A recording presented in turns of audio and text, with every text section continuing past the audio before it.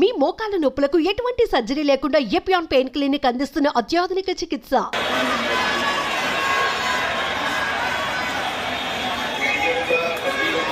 అందరికీ నమస్కారం. నేను Swaroopa Potlapalli. Welcome to Suman TV. బెంగళూరులోని చిన్నస్వామి స్టేడియంలో జరిగిన తొక్కిసలాట కారణంగా 11 మంది చనిపోవడం అనేది ఇప్పుడు అందరినీ తీవ్ర ఆవేదనకు గురి చేస్తుంది. ప్రస్తుతం నాతో పాటు సీనియర్ అడ్వకేట్ లక్ష్మీ గట్ట గారు ఉన్నారు. ఆవిడతో మాట్లాడి అసలు ఇలాంటి ఈవెంట్స్ జరుగుతున్నప్పుడు ప్రభుత్వం కావచ్చు, లేదంటే క్రికెట్ అసోసియేషన్స్, ఇతర సంస్థలు ఎలాంటి జాగ్రత్తలు తీసుకోవాలి, అలాగే అభిమానులు కూడా ఎంత బాధ్యతగా వ్యవహరించాలి, ఇలా అనేక విషయాల గురించి ఆవిడతో మాట్లాడి తెలుసుకుందాం. నమస్తే లక్ష్మి గారు. చూసారు కదా ఎంత బాధగా అనిపిస్తోందో. మనం గతంలో కూడా చూసాం సంధ్యా థియేటర్ తొక్కిసలాటలో కూడా రేవతి అనే మహిళ చనిపోయింది. శ్రీతేజ్ అనే అబ్బాయి ప్రాణాపాయ స్థితిలో ఇప్పటికీ అలాగే ఉన్నాడు. అయితే ఇప్పుడు మళ్ళీ కొత్తగా బెంగళూరులో జరిగిన ఈ తొక్కిసలాట కారణంగా ఎంతమంది ప్రాణాలు కోల్పోయారో, ఇందులో తప్పెవరిదంటారు?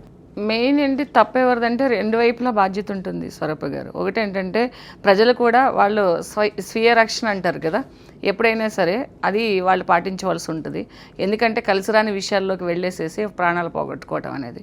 రెండంటే లోకల్ పోలీస్ పర్మిషన్ ఇచ్చిన దగ్గర నుంచి గవర్నమెంట్ వరకు, అంటే క్రికెట్ అసోసియేషన్ కానివ్వండి, లేకపోతే లోకల్ పోలీస్ అవనివ్వండి, గవర్నమెంట్, వీళ్ళందరి మీద కూడా ఈక్వల్ బాధ్యత ఉంటుంది. ఎందుకంటే ఒక స్టేడియంలో ఎంతమంది పట్టగలుగుతారు, ఒక స్టేడియంలో ఎంతమంది పోలీసు ఉన్నారు అక్కడ లోకల్గా, ఎలా కంట్రోల్ చేయగలుగుతారు అనేది ఆ మినిమమ్ ఆ మెజర్స్ లేకోకుండా ఆ పర్మిషన్స్ ఇవ్వడము, ప్రజలందరూ తొక్కిసలాడడం అంటే ఆబ్వియస్లీ జరుగుతుంటుంది. తర్వాత ఏంటంటే ఇలాంటి మాస్ అంటే గ్యాదరింగ్లోకి ఏముంటుందంటే ఈవెంట్స్, సెలబ్రేషన్, మూవీ అనుకోండి, సంజయ్ థియేటర్ అనుకుంటే కూడా వాళ్ళకి ఏం కలిసి వస్తుందో తెలియదు, కానీ అదొక అతోత్సాహం అనమాట, ఒక ఆనందం. పోనీ దూరంగా ఉన్న వాళ్ళు ఎవరైనా కనిపిస్తారా వీళ్ళకి కనిపించరు. అక్కడికి వెళ్ళిన తర్వాత ఏమొస్తుంది అంటే అందులో స్టూడెంట్స్ ఉండరు అంటే అదొకటి అనుకోవచ్చు, కానీ అందరూ వెళ్ళిపోతుంటారు ఏదో ఒక ఎంజాయ్మెంట్ లాగా. అందులో ఎంజాయ్మెంట్ అంటే కూడా ఎక్కువ నష్టమే ఉంటుంది. ఎందుకంటే ఇప్పుడు దాదాపు 30-40 మంది హాస్పిటలైజ్డ్ అయ్యారు, ఇంకా చిన్న చిన్న గాయాలు వాళ్ళు ఉన్నారు. సో ఇలాంటి అంటే వ్యక్తిగత బాధ్యతతో పాటు ప్రభుత్వం కూడా పూర్తి బాధ్యత వహించగలిగి ఉంటేనే, అంటే ఇప్పుడు వహిస్తామంటారు, ఏం ఉపయోగం? ప్రాణాలు పోయిన తర్వాత గవర్నమెంట్ కాబట్టి ఏదో సప్రెస్ చేసేస్తారు, మళ్ళీ వాళ్ళకి ఏదో చికిత్స చేపిస్తామని, నష్టపరిహారం ఇస్తామని, ప్రాణాలు పోయాయి కాబట్టి ఏదో ఉద్యోగాలు ఇస్తామని గవర్నమెంట్ చేసేస్తుంటుంది. కానీ ప్రాణం పోయిన తర్వాత ఆ కుటుంబం అక్కడతో ఆగుతుందా? ఎన్ని రకాల సమస్యలు ఉంటాయి. ఇప్పుడు చేతులు ఇరిగిన వాళ్ళు, కాళ్ళు ఇరిగిన వాళ్ళు, బ్రెత్లెస్ అయిన వాళ్ళు, లోన ఇంటర్నల్ ఇంజురీస్ అయిన వాళ్ళు చాలామంది ఉన్నారు. కొన్ని కొంచెం బయటకు రానివి కూడా ఉంటాయి. సో ఇవన్నీ ఇద్దరు కూడా బాధ్యత వహించవలసి ఉంటుంది. సెలబ్రిటీస్, అలాగే క్రికెటర్స్, సినిమా స్టార్స్ అంటే చాలు, వాళ్ళని చూడడానికి జనం ఎగబడిపోతూ ఉంటారు. వాళ్ళు కూడా మనలాంటి మనుషులే అని ఎందుకు మనం లైట్ తీసుకోమో, అభిమానం అక్కడ దాకా లాక్కెళ్తూ ఉంటుంది. చూడండి 11 మంది ప్రాణాలు పోయేదాకా వచ్చిందంటే. ఇప్పుడు నిజంగానే సినిమా ఎలా తీస్తారో తెలియదు, దాని మేకింగ్ సిస్టమ్ ఏంటనేది తెలియదు. వాళ్ళు నిజంగా ఎంత మేకప్ వేసుకుంటారు, ఎలాంటి కాస్ట్యూమ్స్ వేసుకుంటారు, ఏమీ తెలియని ఆ రోజుల్లో ఎగబడ్డేవారంటే బస్సులు వేసి కూడా స్టార్స్ ఇంటికి తీసుకెళ్ళి చూపించి తీసుకొచ్చి అలాంటి రోజులు మనం చూసాం. ఇప్పుడు అందరికీ అవేర్నెస్ ఉంది. ఒక సినిమా అంటే ఒక ఆర్టిస్టు అని అంటే ఒక యాక్షన్ మాత్రమే చేస్తారు, రియల్గా వాళ్ళు అలా ఉండరు. హెయిర్ లేని వాళ్ళు ఉంటారు, లేకపోతే ప్యాచెస్ వాళ్ళు ఉంటారు. ఇవన్నీ కూడా ఏంటంటే హీరో ఒక 25 ఇయర్స్ ఉన్నప్పుడు 50 ఇయర్స్, 60 ఇయర్స్, 70 ఇయర్స్ వాళ్ళు కూడా హీరోగా చేస్తున్నారు.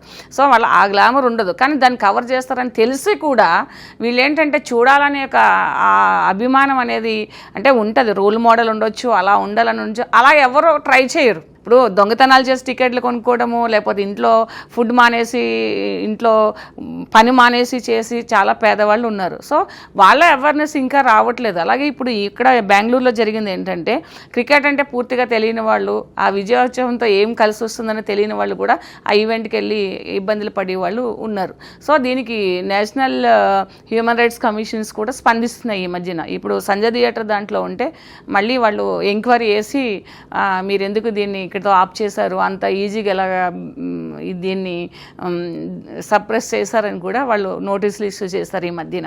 సో అదేంటంటే ఈ గవర్నమెంట్ కూడా ఏంటి ఉంటుందనంటే వాళ్ళ పరిధికి మించి పర్మిషన్స్ ఇవ్వడం, ఎంతమంది రావాలో, పోలీసులు అంతమంది పోలీసులు అన్ని లక్షల మంది వచ్చినప్పుడు పోలీసు ఎంతమంది ఉంటే కంట్రోల్ చేయగలుగుతారండి?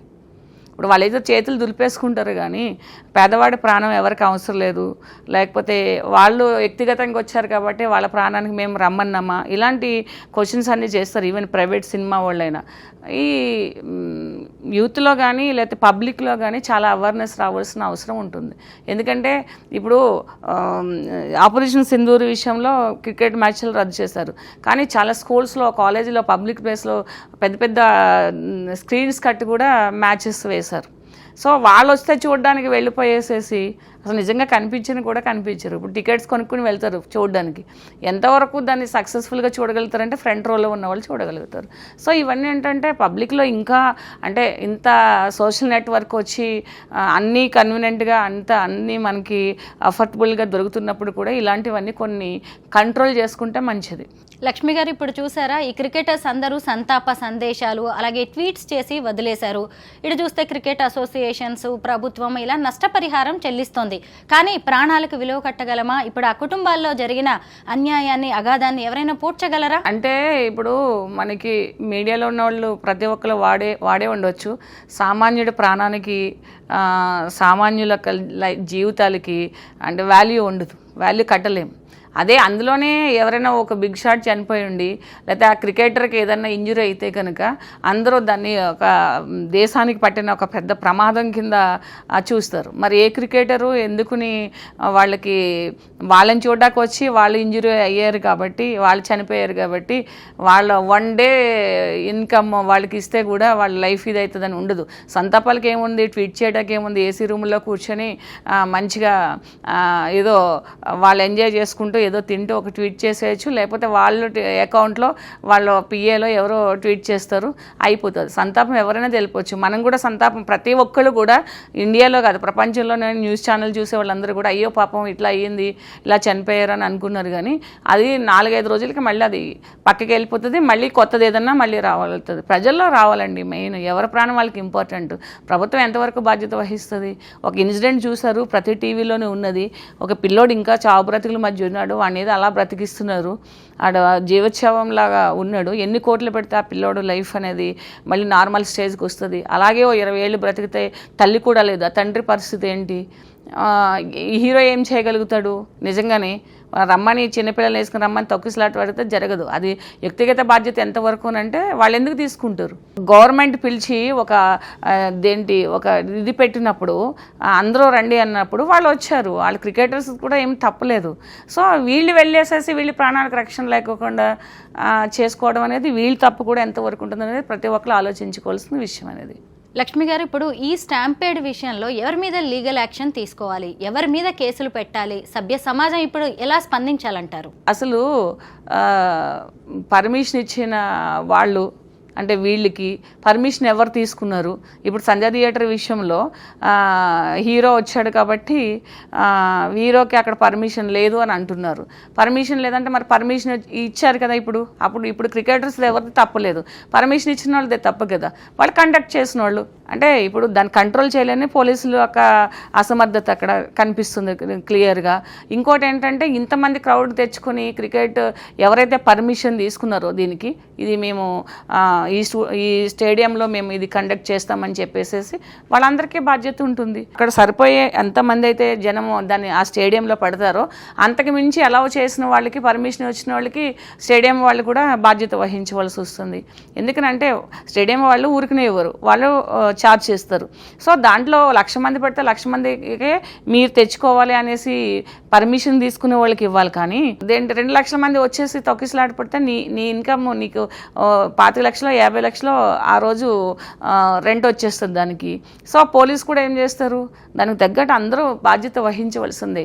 పోలీసు సిస్టమ్ దగ్గర నుంచి, పర్మిషన్ తీసుకునే వాళ్ళ దగ్గర నుంచి, వాళ్ళు అకామిడేట్ చేసేవారి వరకు తీసుకోవాల్సిందే. లాస్ట్ టైం సంజయ్ థియేటర్లో జరిగినప్పుడు కూడా మన సంజయ్ థియేటర్ వాళ్ళని పార్టీ చేశారు, అల్లు అర్జున్ పార్టీ చేశారు. తర్వాత పోలీసులు కూడా ఇప్పుడు నేషనల్ హ్యూమన్ రైట్స్ కమిషన్ నుంచి నోటీసులు వచ్చినాయి, మీరు దీన్ని ఏది చేస్తారనేది యాజ్ యూజువల్గా అది చేయవలసింది. సో దీంట్లో గవర్నమెంట్ అంటే ఏం చేస్తుంది? గవర్నమెంట్ ఇప్పుడు సీఎం లెవెల్లో లేకపోతే క్యాబినెట్ లెవెల్లో పర్మిషన్ గురించి తెలియదు. సో వాళ్ళు ఏం చేస్తారు, ప్రభుత్వం తరఫున కాంపెన్సేషన్ ప్రకటిస్తారు. ఎందుకంటే క్రికెట్ అనేది ప్రభుత్వానికి సంబంధించింది కాబట్టి వాళ్ళు కాంపెన్సేషన్ ఇస్తారు. సంజయ్ థియేటర్లో ఏది లేదంటే ఇది ప్రైవేట్ ఈవెంట్, ప్రైవేట్ది కాబట్టి ఇవ్వలేదు. కాబట్టి ఏంటంటే వాళ్ళందరూ బాధ్యత వహించవలసిందే. ప్రభుత్వం అనేది ఎంత ఉంటుందండి, ఒక పాటు ఏదైనా ఇన్సిడెంట్ జరిగితే మేము వీళ్ళకి నష్టపరిహారం చెల్లిస్తాము, సానుభూతి చూపిస్తాము, లేకపోతే ఇంకా.